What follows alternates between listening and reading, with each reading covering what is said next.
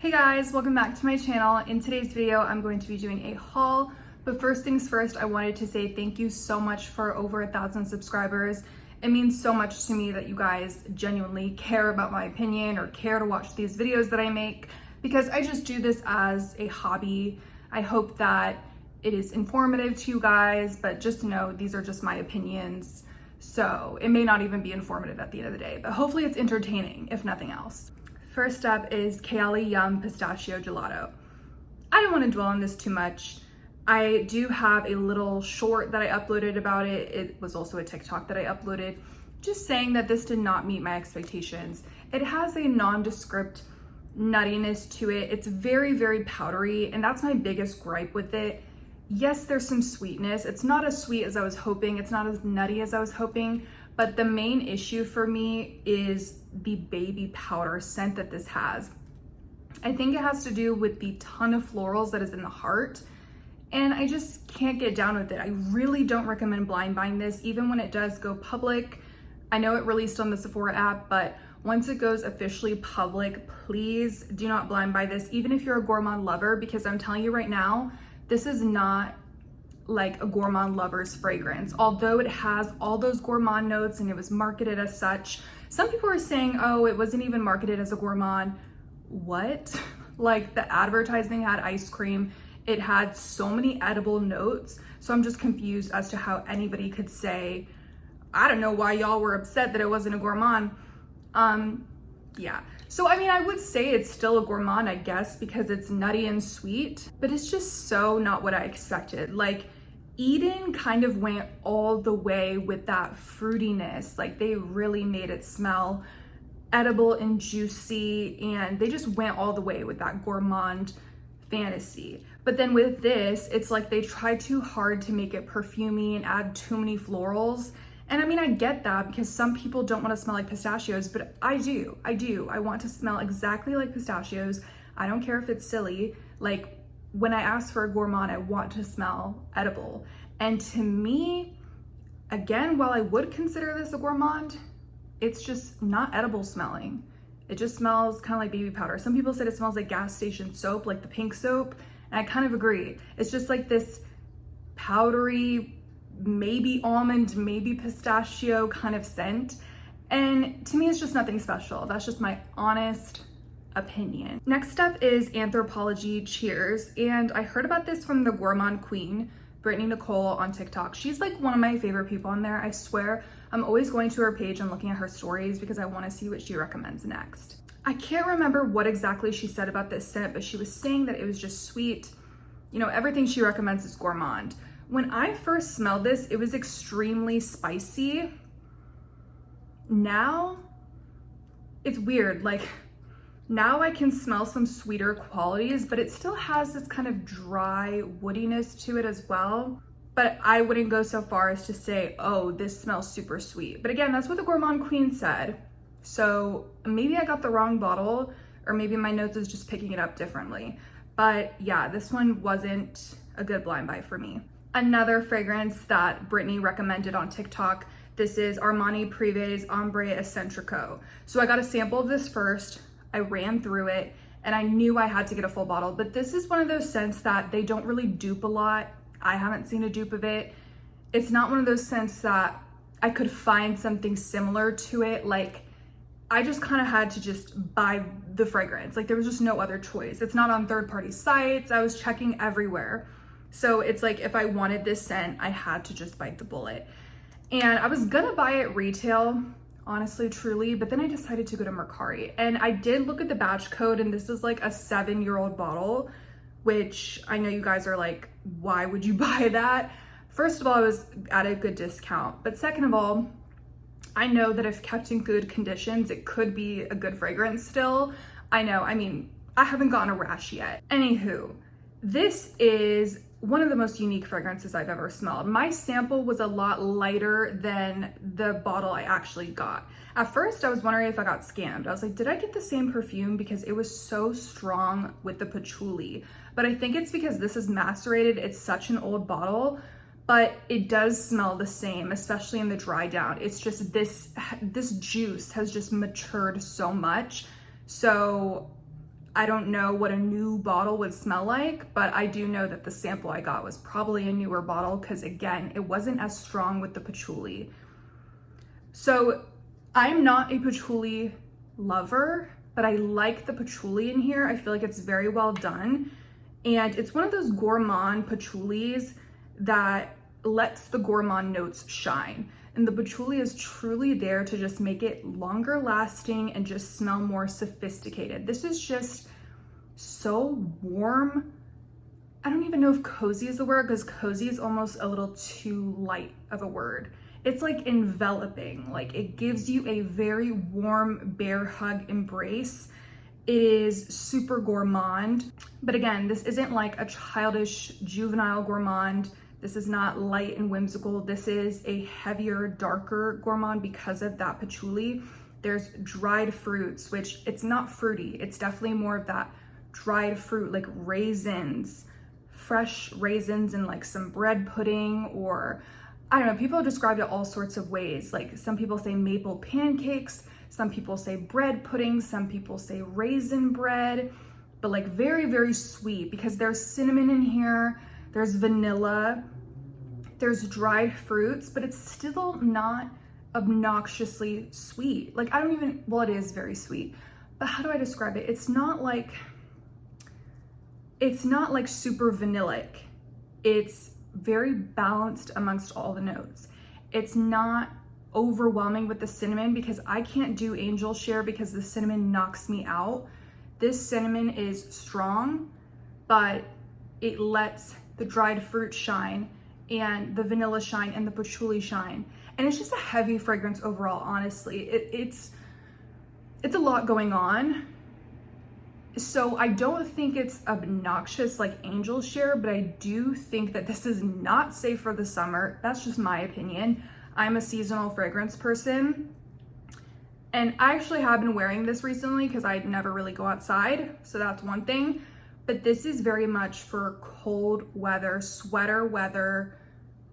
You're hibernating, like fall vibes. Like I just can't emphasize that enough. There's cinnamon, but there's also just these other spices I can smell that I can't even put my finger on. It's honestly a masterpiece and it's worth every dollar. It has pretty good performance. That's another thing. It doesn't become so obnoxious on the skin. Obviously, it'll depend on your skin chemistry, but my skin sometimes with cinnamon makes it way too strong, but it doesn't do that. My skin actually picks up all the bakery elements. Like I literally start to smell like, again, pancakes with syrup and raisins and cinnamon and sugar. It's an experience, you guys. I highly recommend sampling because it is so expensive. And I do think that it's very underrated. If the Gourmand Queen never talked about it, I would have never found out about it.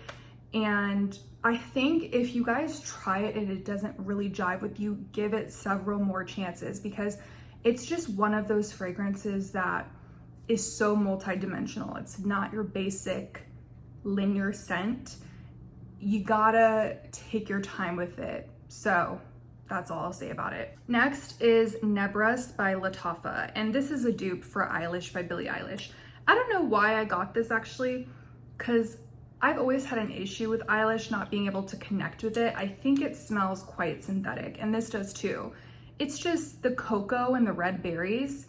It just smells a little synthetic. I don't even know how to describe it, but it smells good, but it smells like a dessert that is trying to emulate chocolate, or a dessert that is trying to emulate a red berry. Like a berry flavored meringue or like a chocolate flavored meringue. You know what I'm talking about? Yeah, or like chocolate whipped cream. Like it doesn't actually smell like chocolate or red berries. Anyway, so it's not my favorite scent. It's weird. Like I don't know why I decided to buy it. I think I found it on a good deal on Fragrance Buy. I honestly prefer the bottle of Eilish. I think the bottle is stunning. I think it's a good scent. It's just not my favorite, but it's cute. I really like mixing it with things though. That's something I've noticed is that I don't love it on its own. If I were the one making this fragrance, I would have done some things to it just because I think it's missing something. It's missing some depth. It's missing some realism because it just smells kind of artificial, but it's a cute scent, you know, like I can see why it's so crowd pleasing. And I do think that this fragrance in Nebras does last pretty long. I mean, it's not beast mode, but it does have pretty good longevity, especially on clothes. Next up is Mew Mew Fleur de Lait. Fleur de Lait. This is so amazing. I'm so glad I decided to buy this.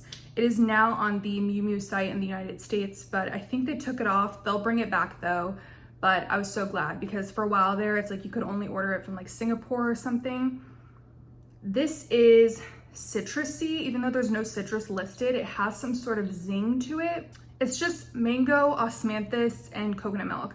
So I think it's kind of like a sharp mango, but not as sharp as Mango Skin by Wilhelm. I don't like that fragrance personally, but kind of imagine the mango from Mango Skin because it is almost as sharp as that one, but it's tapered with the coconut milk. The coconut milk in this is awesome.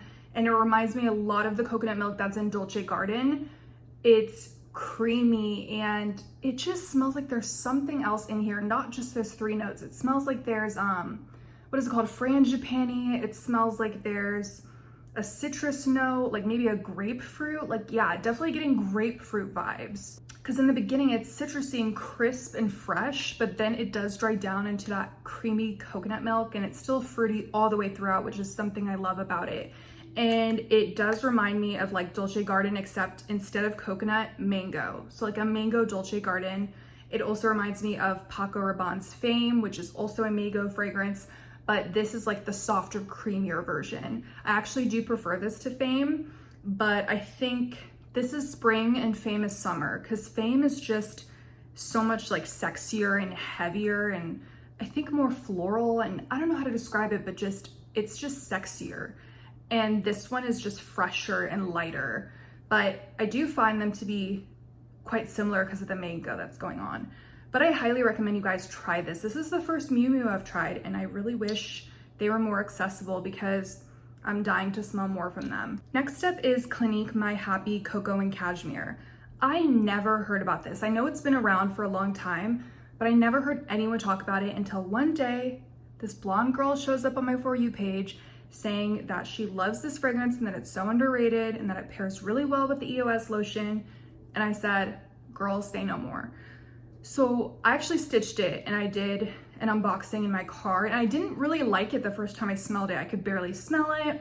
I was like, okay, it's kind of whatever. It just smells like a faint vanilla scent. I was just kind of not feeling it. I can't even believe it. And if you have that reaction, I guarantee you, just take it home, buy it. It's cheap, it's small. You'll probably end up loving it if you like vanilla and gourmands.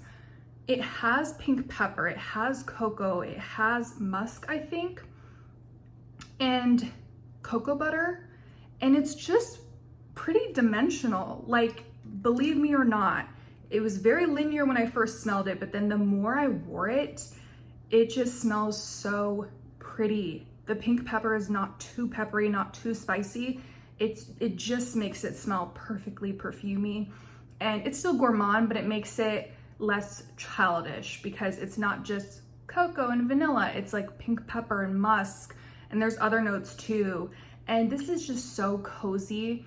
It's sweet, it's very sweet, but it's not overwhelmingly sweet. It's not bitter either. It's one of my new favorites. I seriously went through a full bottle. I mean, it's a tiny bottle, so that's not that much of a flex, but I went through a whole bottle in like a month or two, and I just love this thing now. Thank you to that girl. I'll try to put her name on the screen. Thank you for putting me on to this because nobody talks about it. I'm here to tell you guys, you gotta check this one out. I wish I knew about it when I was filming my favorite vanilla perfumes video. I will say it's mostly vanilla scent, but I just also wanted to mention the other facets to the scent. But it's still generally a vanilla scent, so it's perfect for layering, and it's also gorgeous on its own because it's not just boring on its own. It's still beautiful. Then I have Strawberry and Cream from Mith. This brand is kind of hard to get your hands on, but there is someone in, I don't know if he's in the States, but there is someone who will ship it out. He's like a distributor for the brand. It sounds sketchy, but he's well known on the Facebook groups, and I ordered from them. This is what I wanted Melanie Martinez Crybaby to be. I've never smelled Crybaby, but I did get the Andromeda's Moon version. So if it smells anything like that, this is what I wanted that to be. This is powdery. It has that tart, musky strawberry. It's not a dupe for Burberry Her. I would say it's kind of like a mix of Burberry Her and Burberry Her Elixir, because it's creamy and powdery, but it's also musky. It's pretty, but I personally wouldn't get a full bottle, but I do like it. It smells pleasant and sort of realistic. It just reminds me a lot of the Burberry Hers, but again, it's not an exact copycat of either of them. And it does remind me a little bit of the Crybaby dupe that I tried. So I recommend giving it a shot if you're looking for a new strawberry scent. Lastly, I have Jousset's Tarte Tatin. I don't know if that's the way you say it. As soon as I heard this was coming out, I needed to get my hands on it. I think it's an Italian exclusive to one specific perfumery in Italy. So it was a whole thing, but I just got a decant from a Facebook group. That's honestly the key, you guys. If you want to get your hands on these harder to find fragrances with international shipping and whatever, you have to join these Facebook groups, because people will do splits, and I don't know how they do it, like out of the kindness of their heart. I know they make some sort of profit from it by the way that they price things, but it's just crazy to me, like the amount of time that goes into that, because it could not be me. But yeah, that's how you do it. So this one has amazing notes. And when I first sprayed it, I was like, oh my God, I knew it. Jousset would never let me down. Even though I don't really mess around with Jousset's non-gourmands, like they have some others that just, I can tell by the notes that they wouldn't be my thing, but their gourmands, spectacular. I could immediately smell that salt. The apple is just caramelized and realistic. It just smells like a pie, you know, it smells amazing. However, the dry down was not my favorite. It started to smell a little bit artificial, and kind of like a candle in a sense, which I feel like it's very hard because, you know, apple pie scents, autumny apple scents can smell like a candle just because of the association in your head. But it wasn't just that, it did start to smell kind of waxy, kind of synthetic. So this is not something I'll be buying a full bottle of, just because it did turn on me in that way. And I didn't love that. And usually I don't have that issue with Jousset, at least with Accident à la Vanille, which to me is like the most realistic, creamy, buttery vanilla. It does not smell synthetic. So I was hoping that this would be the same throughout. It is realistic in the beginning, but like I said, it dries down to be quite synthetic. Side note, I forgot to mention my boyfriend loves ambre eccentrico, and he doesn't like gourmands. He doesn't like 80% of the perfumes I wear, I swear to God. But this is one that every single time I wear it, he sniffs around me and goes on and on about how much he loves it. So if that means anything to you, it probably doesn't, but I thought I would share because to me, that's like a big deal. Okay guys, thank you so much for watching this video. Let me know if you've tried any of these fragrances, and I will talk to you guys in my next one. Bye.